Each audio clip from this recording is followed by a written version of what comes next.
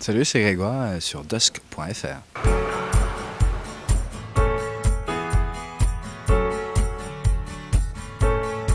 Ce rêve auquel tu crois, dis qu'en restera-t-il si tu... Il y a des moments d'inspiration, donc à ce moment-là j'ai une phrase en tête ou une ligne musicale et j'essaye de mettre soit des mots dessus, soit des notes justement.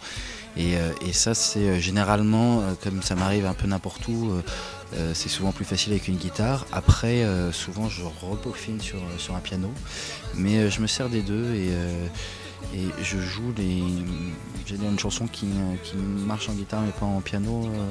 Souvent pour moi il y a un problème. Danse ta vie, danse, allez, danse avec moi. C'est Tom York, le chanteur de Radiohead, qui disait ça, qui disait quand vous réécoutez votre chanson 5 jours après, souvent c'est une bonne chanson entre guillemets, et c'est vrai que je suis assez d'accord avec lui dans le sens où au moment où on la compose, on est forcément tellement dedans que c'est toujours la meilleure chanson qu'on a jamais écrite. Et puis après, soit il était très tard et le lendemain, voilà, on n'écoute pas une chanson de la même façon à 11h du matin et à 3h du matin. Donc c'est vrai que celle que je compose au milieu de la nuit, quand je la réécoute 2 jours après et qu'elle est bien, ça veut dire qu'elle était pas mal.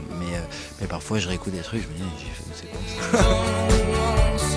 Danse avec toi, tous ces baisers brûlants, dis qu'en restera-t-il? Je peux écrire, une trentaine de chansons en quelques jours si je suis vraiment très affecté par cette chose-là, qu'elle soit une chose heureuse ou malheureuse. Mais après, c'est vrai que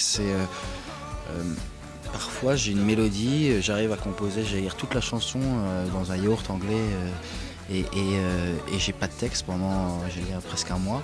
Et puis il y a d'autres moments où c'est l'inverse, j'ai un texte mais j'arrive jamais à trouver de mélodie.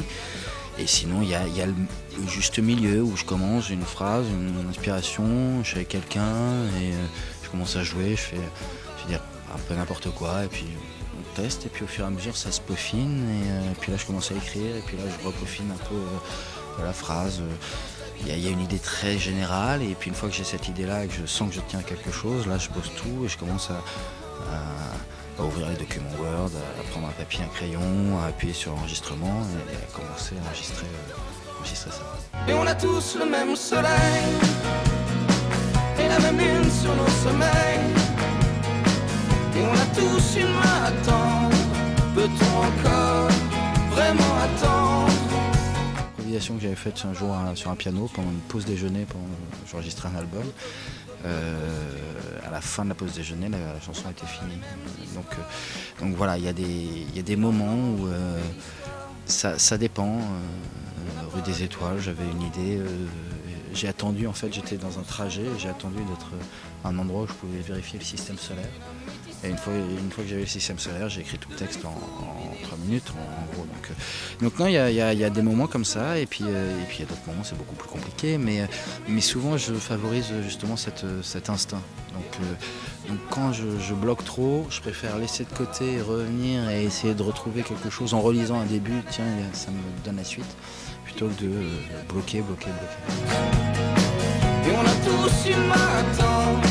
Peut-on encore vraiment attendre? La phase d'écriture, c'est vraiment tout est basé sur des émotions. Alors parfois j'ai la feuille blanche, mais justement je commence souvent à dire je sais pas quoi te dire, etc. Donc j'essaye j'écris au final ce qui me passe par la tête, même si c'est pas bien, et puis au final j'arrive à trouver un axe, et puis si ça vient pas, ça vient pas, hein. Ça c'est pas très grave. Une chanson, ça devient une personne, ça devient quelqu'un, ça devient pas une personne, mais ça devient comme une discussion avec un ami en fait.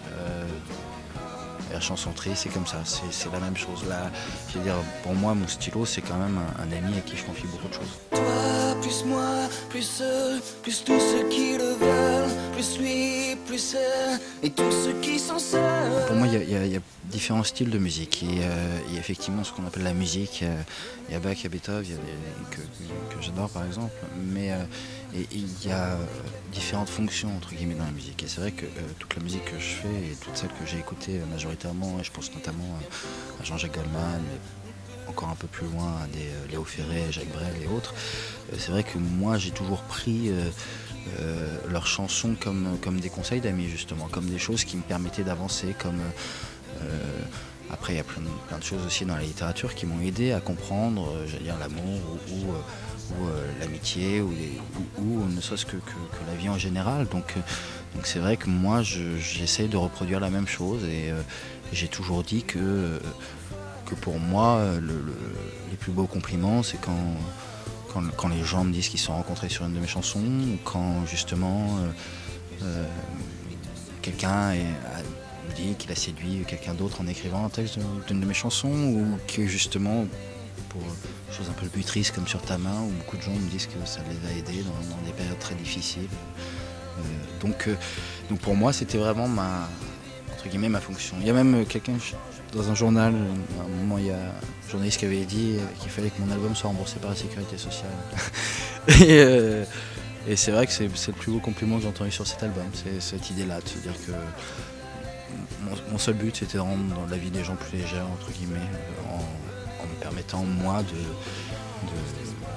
d'avancer. Non, c'est vrai que ça, c'est sûr que la musique et l'écriture, moi, m'a permis sûrement d'éviter une psychanalyse ou une psychothérapie. Ça me paraît évident.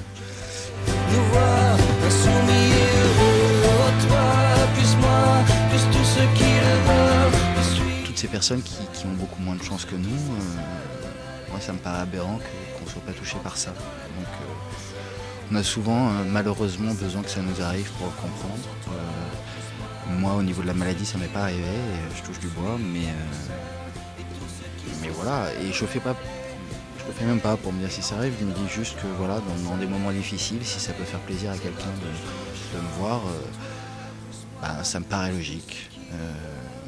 Et quel que soit le plateau, et quel que soit l'endroit, et même si ça ne me sert pas de promo, c'est pas le problème.